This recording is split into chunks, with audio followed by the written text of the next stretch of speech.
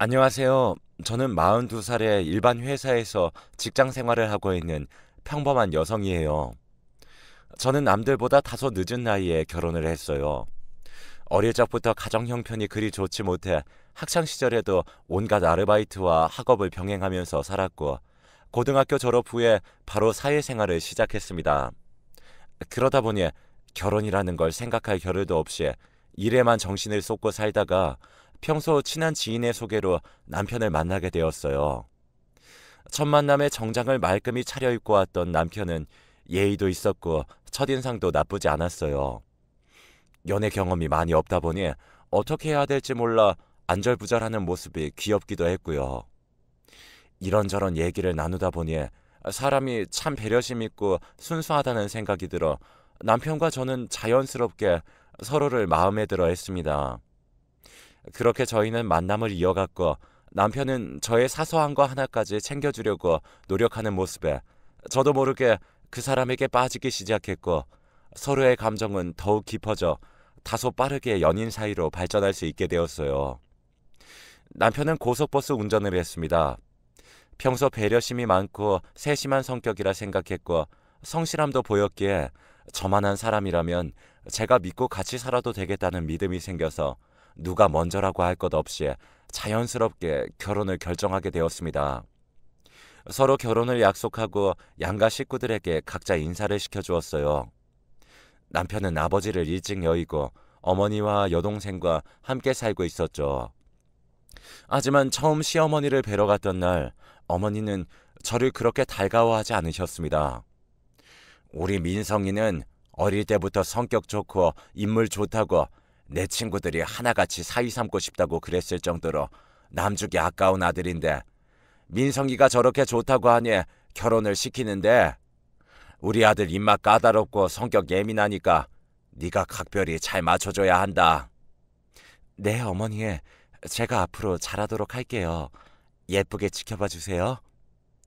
그래도 저는 제가 사랑하는 사람의 어머니이기에 최대한 예쁘게 보이려고 노력했어요. 저희 시댁에 대해서 잠깐 말씀드리자면, 시어머니와 저희 남편의 여동생, 이렇게 셋이 같이 살고 있습니다. 여동생은 대학을 졸업한 후에 취업도 하지 않고 빈둥빈둥 놀면서 남편에게 용돈 받았으면서 자기 밥벌이도 못하고 살고 있었고, 시어머니 또한 따로 하시는 일 없이 저희 남편이 실질적인 가장 역할을 하고 있었더라고요. 저희는 맞벌이 부부였고, 남편과 저도 풍족하지 않지만 서로 벌어가면서 생활하기엔 부족하지 않은 터라 조금씩 아껴서 홀로 남편과 시동생을 키우신 어머니를 생각해 도와드리기로 했고, 남편도 그런 저를 고마워했어요. 여보, 가진 것도 없고 내세울 거 없는 내게 와준 것도 감사한데, 우리 가족까지 이렇게 생각해주고 챙겨줘서 너무 고맙고 사랑해. 앞으로 우리 서로 지금 이 마음 변치 말고 예쁘게 살자. 아니야. 어머니 홀로 당신 이렇게 키워주셔서 우리가 함께하게 됐으니까 보답한다고 생각하는 것뿐이야. 고마울 것 없어. 저도 그렇게 기뻐하고 고마워하는 남편에게 감동을 받았고, 앞으로 더 열심히 살자고 서로 안고 다짐을 했어요. 남편은 꾸준히 성실하게 직장을 다녔습니다. 저도 남편과 더 나은 미래를 꿈꾸며 열심히 살아가던 어느 날, 예상하지 못한 일이 생기게 되었어요. 평소 남편은 술자리를 즐겨 하긴 했지만 하는 일이 운전직이다 보니 과하게 마시는 날은 없었어요. 술을 한 잔이라도 입에 대는 날은 대리운전을 꼭 불러 집에 들어오곤 했었는데, 그날 연말 모임 자리에 갔다가 술을 조금 마신 것 같더라고요. 하필 그날따라 대리운전도 잡히질 않았다고 하네요. 그래서 많이 취한 게 아니라 괜찮겠지 하는 마음에 직접 운전을 하고 집에 귀가를 하다 음주 단속에 그만 걸리게 되었습니다. 결국 면허 정지 처분을 받게 되었어요. 운전이 직업인 사람이다 보니 남편은 어쩔 수 없이 회사에서 권고사직을 권유받게 되었고, 그렇게 회사를 그만둘 수밖에 없었습니다. 꾸준히 열심히 일했던 직장을 잃고 오랜 기간 운전을 해왔던 사람이라 상실감이 꽤 많이 컸나 봅니다. 한껏 풀이 죽은 목소리로 연신 저에게 미안하단 말만 하더군요. 여보, 미안해. 내가 괜히 술을 마시고 운전해가지고 정말 미안해. 그러게 대리운전 안 잡히면 조금 더 기다렸다가 불러서 타고 오지. 왜 운전을 해? 평소에 한 잔만 마셔도 대리하고 오던 사람이. 진짜 내가 왜 그랬을까? 미안해. 저는 속상했지만 그렇게 풀이 죽어 자책하고 있는 남편이 안쓰럽기도 해서 기운 내라고 위로를 해주었어요. 그 일이 있고 난 후 남편은 계속 시르에 빠져 하루하루 시간만 보내는 생활을 계속하고 있었어요.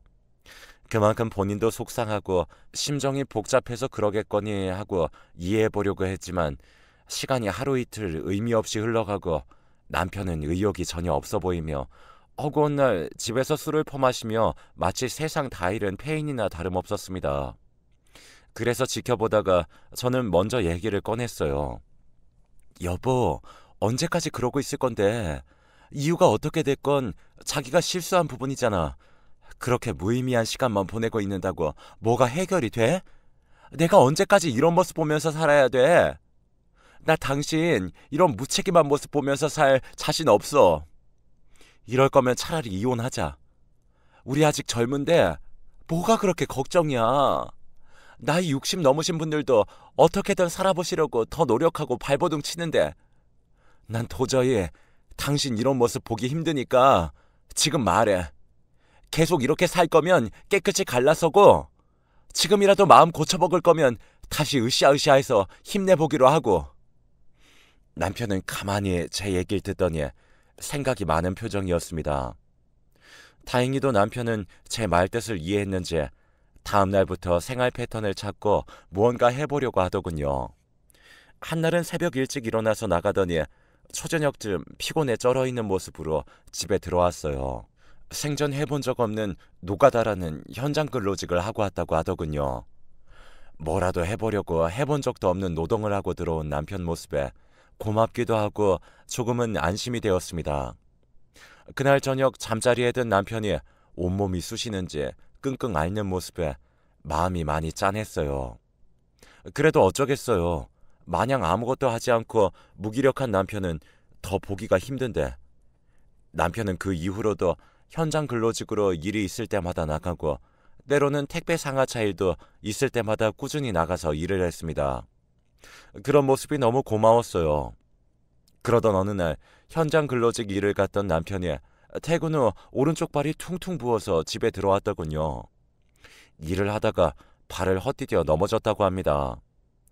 다음 날 더 심하게 붓고 멍도 들어있어 나가는 길에 같이 병원을 갔더니 엄지발가락에 금이 간 상태였습니다. 깁스를 한 남편의 발을 보니 지금까지 해본 적도 없는 육체 노동까지 하면서 뭐라도 해보려고 했던 남편에게 제 마음이 많이 안쓰러웠어요. 발을 회복하는 동안에도 남편은 틈틈이 일자리를 알아보고 있었습니다. 발도 어느 정도 아물고 깁스를 풀어도 될 무렵 남편이 대리운전을 해보겠다고 하더군요. 원래 운전을 하던 사람이라 앞전의 일들처럼 몸으로 힘쓰는 일이 아니니 조금은 안심되어 괜찮을 것 같다고 호응해 주었고 수입이 얼마가 됐든 무엇이라도 하려고 하는 남편이 고마웠습니다. 그 후 대리운전 일도 꾸준히 잘 다니더라고요. 가끔 집에 들어올 때 표정이 많이 어두운 날도 있었어요. 아무래도 사람 상대하는 일이고 주로 취한 손님을 상대하다 보니 스트레스가 많이 쌓였긴 했나 봐요. 그러던 어느 날 사건이 터지고 말았습니다. 집에서 설거지를 하고 잠깐 소파에 앉아 있는데 남편에게 연락이 왔어요. 남편이 경찰서에 있다고 하더군요. 여보, 나 지금 경찰서인데 내가 지금 폭행 사건으로 여기 와 있거든. 좀 와줄 수 있을까? 전화를 받고 너무 놀라서 부랴부랴 경찰서로 달려갔더니 남편이 손님을 폭행해서 조사를 받고 있었습니다. 기가 찼습니다. 이제 음주운전도 모자라 폭행까지. 하지만 분명 남편에게도 사정이 있겠지 싶어 이유를 물어봤어요. 남편은 손님이 잔뜩 취해서 남편에게 막말과 폭언을 했다고 하더군요. 길을 한번 잘못 들었는데 그 후부터 손님이 남편에게 무슨 일을 그따위로 하느냐, 그따위로 일을 하니 그 나이 먹도록 대리나 하고 있다는 등 손님한테 말대답 한다는 등 하면서 남편에게 화를 내고 막말을 했고 심지어는 운전하는 남편의 뒤통수를 치며 운전 똑바로 하라고 했었나 보더라고요. 그래도 남편은 꾹꾹 참고 목적지까지 손님을 모셔다 드렸는데 손님이 내리면서 남편에게 돈을 집어 던졌나 봅니다. 그래서 더는 참지 못하고 쌓인 게 폭발해서 주먹을 휘둘렀다고 하네요. 충분히 화가 날 만한 상황이긴 하지만 취한 사람을 상대로 조금만 더 참았으면 될 걸 못 참고 주먹 다짐을 한 남편이 조금은 원망스러웠어요. 폭행을 당한 분은 남편보다 10살이 많은 분이었고 전치 3주의 결과를 진단받았다고 하더라고요. 경찰에서도 합의를 보는 게 좋을 것 같다고 하고 합의가 이루어지지 않으면 남편에게 좋지 않는 일이 생길 수 있다고 해서 부랴부랴 제가 직접 병원에 입원해 계신 그분을 찾아뵈었습니다. 가서 피해자분께 먼저 사과를 드렸어요. 절대 합의는 안 볼 거라고 완강하게 말씀하시는 걸 최대한 죄송하다고 사과를 드리고 최대한 요구하는 합의금을 맞춰드려 합의를 보게 되었습니다. 물론 합의금은 제가 마련했고요. 그 일이 있고 난 후 남편은 조용히 자숙의 시간을 보내더군요. 어느 날은 침대 위에서 벽만 쳐다보며 눈물을 흘리기도 했습니다. 그런 모습을 보며 왜 자꾸 남편에게 안 좋은 일이 생길까 걱정했지만 저는 그 어떤 위로도 더 이상 해주지 않고 힘든 상황을 스스로 거쳐나가게 했습니다. 더 강해지라는 저의 암묵적인 뜻이었죠. 그러던 어느 날 저에게 남편이 다가와 진지하게 말을 꺼냈어요. 여보, 내가 정신 차리고 열심히 살아볼 자신 있으니까 딱 한 번만 나 믿어주면 안 돼? 뭔데? 무슨 얘기인지 자세하게 해봐. 내가 술 마시러 갔던 선술집인데 몇 번 가보니 갈 때마다 장사도 잘 되더라고. 마침 사장이 부득이한 사정이 있어 가게를 내놓으신다고 하더라. 그거 내가 해보려고 하는데 어때? 아니 여보, 장사를 당신이 해본 적도 없고 요즘 가뜩이나 힘든 시기인데 잘 될지 안 될지 보장도 없고 이렇게 쉽게 결정할 일은 아닌 것 같은데. 내가 갈 때마다 손님도 많고 가게 위치도 좋아서 잘 될 것 같아. 만약 내가 하게 되면 진짜 잘할 자신이 있어서 그래. 나 한 번만 믿고 좀 도와줘. 남편은 그렇게 몇 날 며칠 계속 저를 설득시키며 간절하게 애원하더군요. 그럼 여보, 해본 적도 없고 눈으로만 보는 것만 다가 아니니까 당분간이라도 좀 일을 배워보는 건 어때? 하고 제가 제안을 했습니다. 막상 일을 해보면 생각과 다를 수 있으니 지켜보고 결정하라고요. 남편은 순순히 받아들이고 그 가게에서 알바를 하면서 일을 배우기로 했다고 하더군요. 하지만 제 생각과는 다르게 남편이 정말 열심히 일을 배웠고 장사도 잘 되는 것 같았습니다. 남편도 적성에 맞는지 힘든 내색 없이 열심히 하고 뿌듯해 하더라고요. 그런 남편의 모습을 보고 고민 끝에 승낙을 했습니다. 저도 임신을 한 상태라 둘 중 누구 하나는 벌어야 하는 상황이었기에 그렇게 결정을 하게 되었고 결혼 전부터 모아둔 돈과 조금 부족한 돈은 친정의 도움을 받아 가게를 오픈하게 되었어요. 물론 가게 명의도 제 이름으로 했고 카드 매출 통장도 다 제 명의로 했고요. 그 조건으로 제가 가게를 차려준 거였습니다. 왜냐하면 또 언제 남편이 사고를 칠지 몰라 혹시 모를 저의 특단의 조치였습니다. 그리고 아무래도 성격이 꼼꼼한 제가 경제 관리를 하는 게 맞다고 생각을 했고요. 장사는 제 걱정과는 달리 위치도 좋고 단골 손님들도 많아서 장사가 꽤나 잘 되더라고요. 벌어들이는 카드 매출을 보니 직장인들이 한 달에 받는 월급하고는 차원이 달랐죠. 직원들 월급에 비해 월세나 부대 비용을 다 제외하더라도 직장인들보다 3배는 많았습니다. 저는 이게 다 남편이 열심히 해준 덕분이라 생각하고 일을 마치고 남편의 등을 두드려주기도 하고 다리도 주물러주기도 하며 우리 남편 고생했어? 이런 따뜻한 말로 저의 마음을 대신했습니다. 그렇게 몇 년이 지나고 다행히 남편도 열심히 해줘 직원들도 여러 명 더 구하게 되었고 작지만 대출 조금 끼어 24평짜리 아파트도 사서 이사를 하게 되었어요. 그렇게 점점 안정이 되어갈 때쯤 갑자기 제 발목을 잡는 사람이 나타나기 시작했어요. 그건 바로 시어머니였어요. 시어머니는 모든 경제권을 제가 가지고 있는 줄 알고 어느 순간부터 제게 돈을 요구하기 시작했거든요. 애미야, 다음 주에 동창들이랑 여행 가기로 했다. 100만 원만 붙여라. 애미야, 네 시누이 성형수술 좀 하게 300만 원만 보내라. 애미야, 아이고 냉장고 바꿀 때가 됐는데 네가 좀 바꿔줘야겠다. 낡아서 잘 작동하지도 않는구나. 내가 받은 게 있으니까 넌 알아서 돈만 보내줘. 시어머니는 제게 상의도 없이 통보를 하기 시작했고 그 이후에도 마치 당연하다는 듯 제게 손을 벌리는 모습을 보고 저는 이건 아니다 싶어 나를 잡고 말씀드리게 되었어요. 어머니, 생활하시면서 쓰셔야 될 생활비는 저희가 부족하지 않게끔 드리고 있는데 이렇게 상의도 없이 큰 돈을 번번이 말씀하시면 어떡해요? 필요한 거 있으시면 저랑 상의를 하셔야죠. 앞으로는 이렇게 막무가내로 돈 요구하시면 죄송하지만 더 이상 드릴 수 없으니 그렇게 아셨으면 좋겠습니다. 뭐라고? 그거 조금 도와줬다고 네 시애미한테 유난 떠는 거야? 그리고 네가 돈 벌어서 주는 거야? 우리 아들이 뼈 빠지게 고생해서 주는 거잖아. 우리 아들이 힘들게 일해서 번 돈 내가 좀 쓰겠다는데 그게 그렇게 아까운 게냐? 아휴, 누구 덕에 너도 이렇게 사는 줄도 모르고 하여튼 요즘 것들은 어른을 공경할 줄 몰라요. 아니 어머니, 아직도 제가 무슨 뜻으로 말씀드리는지 모르시겠어요? 돈을 쓰더라도 계획적으로 쓰겠다 이거죠. 그리고 자꾸 남편만 고생한다고 하시는데 그럼 저는 집에서 뒹굴뒹굴 노는 줄 아세요? 아무튼 저는 어머니께 정확히 말씀드렸으니 필요한 거 있으시면 저와 먼저 상의하시길 부탁드릴게요. 막무가내로 화를 내는 어머님을 뒤로하고 저는 그렇게 전화를 끊었습니다. 솔직히 말씀드려서 여러분들, 한 달에 용돈 70만 원 드리는 게 적은 편인 건가요? 저도 어머님 신경 써드린다고 최대한 맞춰드리려고 하는데 용돈 이외에도 더 많은 걸 바라시니 굳은맘 먹고 말씀드릴 수밖에 없었어요. 이렇게 하지 않으면 도가 지나쳐 더 큰 걸 요구할 게 뻔했으니까요.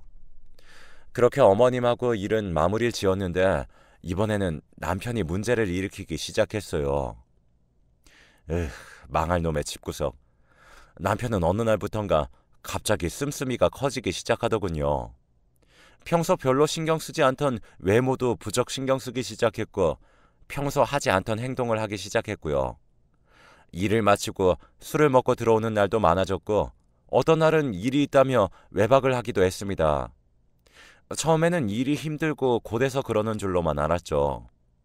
하지만 그 생각은 제 착각이라는 걸 얼마 지나지 않아 알 수 있었어요.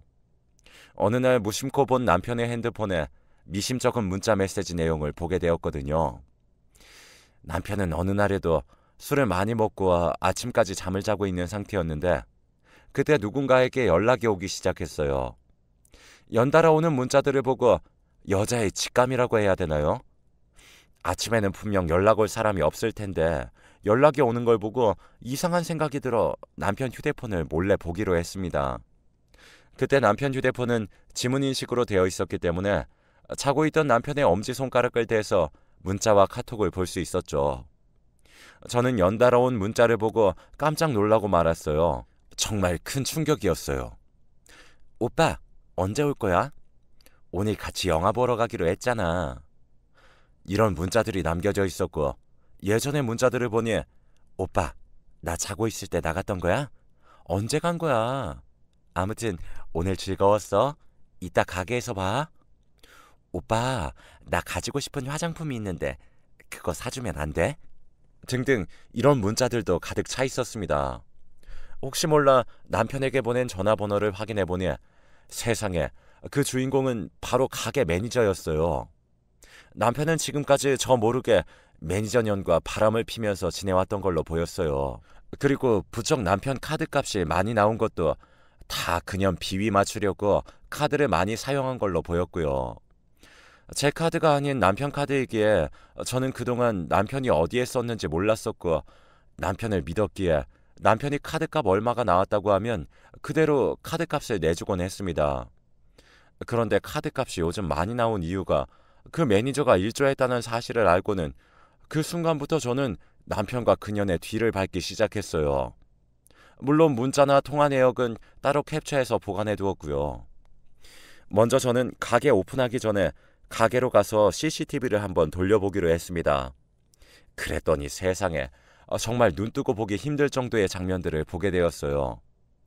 보통 이 두 년놈들은 직원들을 다들 퇴근시킨 후에 둘이 가게에서 낯뜨거운 해정 행각을 벌이는 모습을 볼 수 있었거든요. 정말 뒤통수를 한 대 얻어맞은 기분이 들었어요. 정말 제가 이런 일을 당할 줄은 꿈에도 생각해 본 적이 없었거든요. 겨우겨우 마음을 추스린 후 저는 남편 몰래 문자 내용들과 CCTV 녹화 내용들을 수집해 두었고 이혼을 하기로 마음을 먹었습니다. 그리고 먼저 제 명의로 되었던 가게를 더 이상 이것들의 놀이터로 만들 수 없어 급매물로 내놔버렸어요. 그랬더니 가게 목도 좋고 장사가 잘 되는 가게인 줄 알았던 사람들은 여기저기서 연락이 오기 시작하더군요. 각자 권리금을 더 많이 줄 테니 넘기라는 분들이 많았습니다. 그러자 남편은 그 사실을 알고 제게 찾아와 따지기 시작했어요. 당신 나한테 말도 없이 가게를 내놨어? 가게 보러 왔다고 부동산에서 사람들이 왔다 갔다 하는데 이게 도대체 어떻게 된 일이야? 저는 어이가 없어서 조용히 따지듯이 물어보았어요. 당신 나한테 뭐 숨기는 거 없어? 내가 뭘 숨겨? 늦게까지 죽어라 일하고 온 사람한테 그게 할 소리야? 괜히 트집 잡지 마. 나 피곤해. 끝까지 모른 척하는 남편에게 저는 말없이 지금까지 준비한 증거물들을 다 내놓았습니다. 그걸 본 남편은 얼굴이 잿빛이 되어 당황하나 싶더니 한마디 변명도 없이 문을 쾅 닫고 나가버리더라고요. 나 뒷조사한 거야? 보기보다 똑똑하네. 너 알아서 해. 비굴하게 무릎 꿇고 싶지 않으니까. 뭐라고? 미안하다고 말을 할 줄 알았던 저는 그런 남편의 모습을 보고 참 기가 막혔습니다. 사람으로 보이지도 않더라고요. 보통 법적으로 같이 기재되어 있던 부부라면 최소한 미안하다는 말 정도는 해야 되는 거 아닌가요? 그 모습을 보고 저는 확신이 들었어요. 남편의 저런 뻔뻔한 행동에 저도 화가 머리끝까지 나서 정말 다 정리해야겠다는 생각부터 들었습니다. 저는 곧바로 이혼 절차에 돌입했습니다. 그리고 가게도 가장 좋은 조건을 제시한 사람에게 많은 권리금을 받고 가게를 넘겨버렸어요. 그리고 며칠 후 그동안 집에 발길 한번 안 들이던 남편이 어느 날 태연하게 집에 들어와서 제게 말도 안 되는 소리를 짓거리더군요. 글쎄 매니저가 열심히 일해줘서 특별히 잘해줬던 거지 내연관계가 아니었다고 장난이었다고 말을 하는 겁니다. 그러면서 끝까지 소송을 끌고 가게 되면 자기도 변호사를 선임할 거라면서 이제는 우기거나 버티기 작전을 펼치기 시작하더군요. 저는 그런 모습에 다시 한번 놀라 그런 남편이 정말 치가 떨리게 꼴보기 싫어 짐을 싸서 친정으로 가버렸고요. 그때 당시에 저는 3살짜리 아이를 키우고 있었는데 아이의 정신 상태에도 좋지 않을 것 같아 잠시 떠나 있기로 했어요. 그러던 어느 날 시어머니에게 연락이 왔습니다. 예미야, 너는 네 몸 하나 편하게 했다고 밖에서 힘들게 일하는 남편 놔두고 친정 가 있으니 좋으니? 어떻게 네 남편 밥은 챙겨 먹는지 신경도 안 쓰여? 남편은 지금 어떤 상황인지 시어머니에게 말씀을 안 드린 상황인 것 같더라고요. 하긴 바람 펴서 이혼 소송 중이라고 하면 좋은 말 못 들을 게 뻔하니 그럴 만도 했겠죠. 저는 일단 조용히 넘어가고자 제가 요즘 몸이 많이 안 좋다 보니 친정에서 좀 추스르려고 와 있는데 남편한테 무슨 소리 못 들으셨어요? 무슨 소리에? 아니에요. 근데 무슨 일이신 거죠? 다름 아니고 네 시누이 이번에 회사에 취직을 했는데 취직 선물 하나 해줘야겠다. 그 정도는 해줄 수 있겠지? 하시면서 시동생이 그전부터 갖고 싶었던 명품 가방이 있는데 그걸 선물해주라고 얼토당토 않는 소리를 하는 겁니다. 저는 이 상황에 말도 안 되는 소리를 해대자 시모하고는 싸우고 싶지 않아 다시 전화를 준다고 하고 전화를 끊고 남편에게 전화를 걸었어요. 뭐야, 지금 어머니 나한테 전화 왔는데 지금 이혼 소송 중인 거 말 안 했어? 왜 말 안 해서 나한테 네 동생 명품 가방 사달란 소리 듣게 하는 건데? 어떻게 집구석에 하나같이 이렇게 뻔뻔하고 염치가 없을 수 있냐? 그게 너네 집안 내력이야? 아니, 내가 바람핀 거 아니라고 몇 번을 얘기해. 그냥 잘해준 건데 그 애가 그렇게 장난식으로 들이댄 거라니까. 근데 뭘 얘기해. 별일도 아닌 걸 왜 자꾸 일을 크게 만들려고 해. 그리고 이혼이 확정된 것도 아닌데 뭐 좋은 일이라고 그런 말을 해. 그러지 말고 우선 집으로 와. 집에서 얘기하자. 남편은 그렇게 얼렁뚱땅 넘어가려 하면서 어떻게든 제 마음을 돌리려고 했습니다. 저는 더 이상 대화가 통할 것 같지 않아 전화를 끊어버렸어요. 그리고 밤에 조용히 생각해보다가 문득 좋은 생각이 떠올랐습니다. 아무리 생각해도 너무 억울하고 괘씸했어요. 증거가 이렇게 명확한데도 버티는 남편을 보고 어떻게든 버릇을 고쳐줘야 된다는 생각이 들었죠. 그러다 문득 생각나는 게 있었어요. 낮에 시모 전화 온 것과 남편 카드가 겹쳐 보이기 시작했어요. 무슨 말이냐면 저는 제가 사용하는 신용카드는 잘라버리고 그동안 남편 카드를 사용하고 있었거든요. 연회비도 아까웠고 어차피 쓰지도 않는 거 남편이 쓰는 카드 2장으로도 충분히 생활할 수 있었으니까요. 그래서 낮에 시누이 명품 가방을 사달라는 걸 남편 카드로 결제하기로 마음먹었습니다. 지금 남편은 처량한 백수 신세고 언제 저희 집에서 쫓겨날지도 모르는데 카드값마저 감당 안 되게 나오면 남편은 분명히 고통스러운 현실을 느낄 수 있을 것만 같았거든요. 바로 다음 날 시어머니에게 연락을 드려 뵙기로 했어요. 어머니, 죄송해요. 제가 몸이 이래서 여기까지 오시게 했네요. 아니 언니, 아무리 그래도 그렇지 이렇게 오라가라 해도 되는 거예요? 그나저나 왜 부른 거예요? 옆에서 시누이가 얄밉게 한마디 하더군요.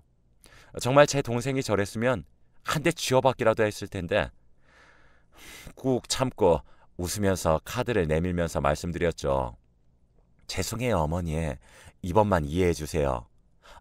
아가씨, 취직 축하드려요. 이걸로 갖고 싶었던 거 다 사고 어머니도 같이 하나 사세요. 큰맘 먹고 드린 거니까 매장 가셔서 가방 좋은 걸로 사서 친구분들에게 자랑하고 그러세요.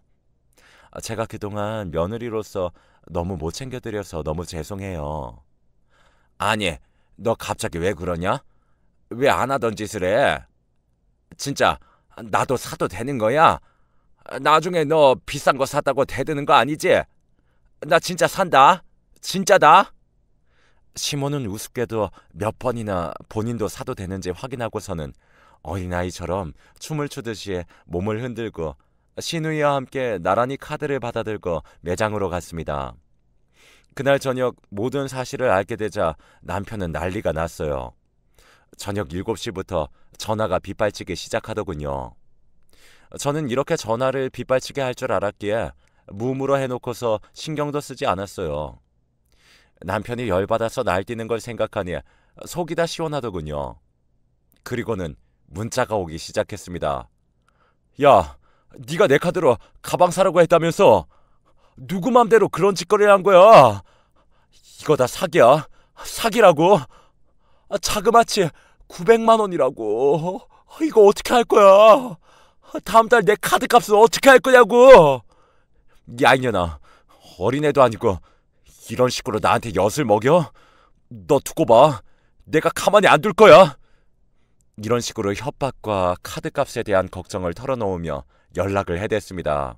그래서 저는 자꾸 모르세요 하면 귀찮게 할까봐 마지막으로 문자를 보냈어요. 사기? 무슨 사기? 내가 네 걸로 무슨 물건이라도 샀어? 그거 다 니네 못난 가족들이 산 거야. 따질 거면 니네 가족한테 따지던가.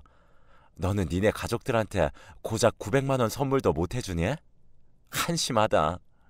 그러게 주제도 모르고 바람필 때부터 알아봤어.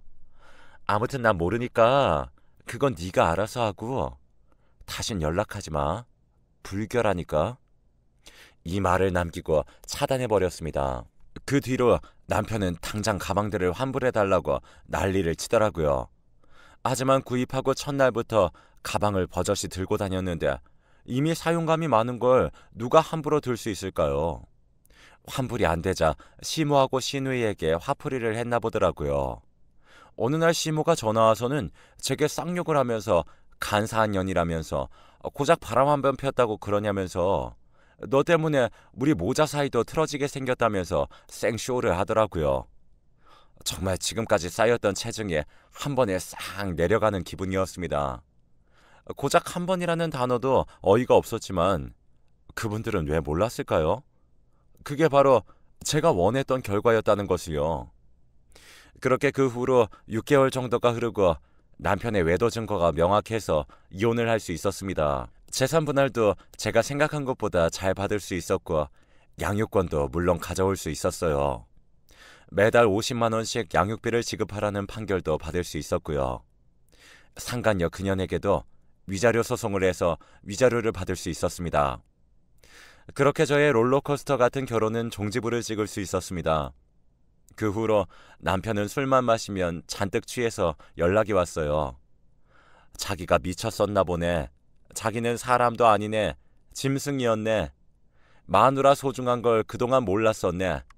아이를 위해서라도 다시 생각해달라. 이런 식으로 모르는 핸드폰으로 연락 와서는 후회와 자책의 눈물을 흘리더라고요.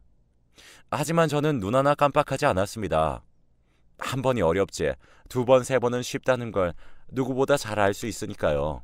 보니까 그 상간녀 매니저 년에게도 버림받은 것 같더라고요. 하긴 능력도 없고 집도 뭣도 없는 나이 먹은 놈한테 누가 옆에 있어주긴 할까요? 한편으론 짠하다는 생각도 잠시 들었지만 딱 거기까지였어요. 단지 제가 키우는 자식에게 더 이상 부끄럽지 않은 아빠가 되길 바랬을 뿐이었네요. 저는 요즘 친정에서 그럭저럭 잘 지내고 있습니다. 전 남편과 살던 집은 처분해서 당분간은 여기서 지낼 생각이고요. 오히려 남편이 없는 지금이 저는 더 행복한 것 같아요. 잠든 아이를 보며 책임감이라는 것도 더 느끼게 되었고요. 물론 앞으로 아빠의 사랑을 받지 못하겠지만 그 대신 2배로 제가 더 사랑을 주며 올바르게 커나갈 수 있도록 할 거예요. 그리고 제 자신에게도 투자를 해서 이 좋은 세상 멋지게 살아보려고 합니다. 여러분들, 저 잘한 거 맞죠? 이걸 보시는 분들도 무슨 일이 생기면 바보같이 당하지만 마시고 그때그때마다 상황 대처를 잘해서 피해보는 일이 없었으면 좋겠습니다. 상대방의 약한 모습을 보이면 요즘 세상에서는 그것을 이용해 먹으려고 하는 사람들이 더 많은 것 같더라고요. 그래서 우리 모두는 어떤 일이든 현명하게 대처해서 이 좋은 세상 행복하게 사시길 바라봅니다. 그럼 제 긴 사연은 여기서 줄이도록 하겠습니다. 다들 건강하시고 행복하세요. 감사합니다.